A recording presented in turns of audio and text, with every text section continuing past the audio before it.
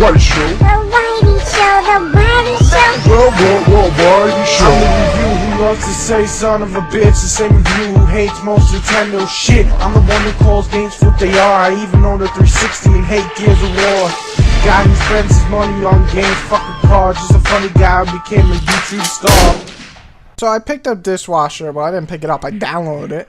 Hoping for the best, you know, maybe a fun arcade game, put a few hours in, nothing special, have fun.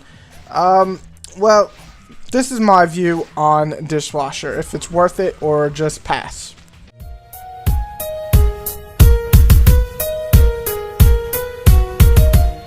The story of Dishwasher is told in kind of a cool way. It's like comic strips, and you can go faster or slower. You don't have to just wait till it slowly goes.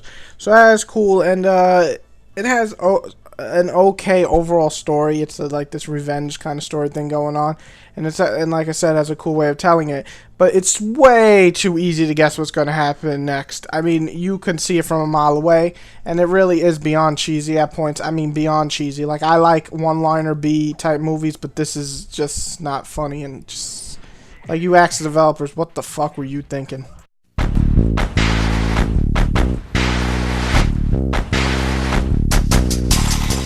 The graphics are actually pretty cool. I like the design and everything, and it looks funny, yet kind of Castle Crashers type of look, these 2D, 3D thing going on.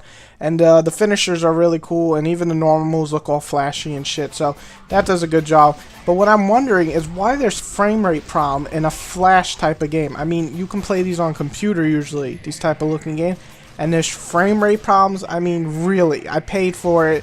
It should not have any frame rate problems at the graphic level that it is.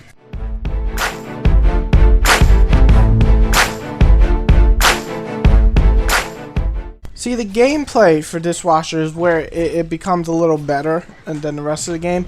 It has a lot of different weapons to collect and so on. You get them from bosses and such. And, well, that's cool. You get all these, like a sword, the butcher knives you start with, all these different ones, I think even a gun and everything. And it's just, that's cool. And also has some really cool finishers and funny-ass finishers, such as taking a guy's arm and smacking him over the head with it repeatedly till he dies. So that's really cool. The problem I have with it is it's a really small move list for each weapon, and basically they're all the same moves, save for the specials or finishers.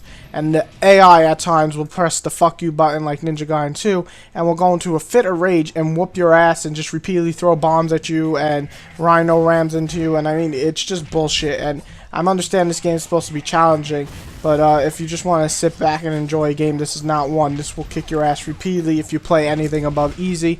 So I would just have to go with cheap AI, not challenging. It doesn't set you up where you have to, you know, figure out how to beat them. It's more of just keep teleporting and luckily get a slash on this guy, teleport to the other side, just slash on this guy, and so on. Really, that's not tactics. That's just, you have to be cheap back to them because they're cheap at you.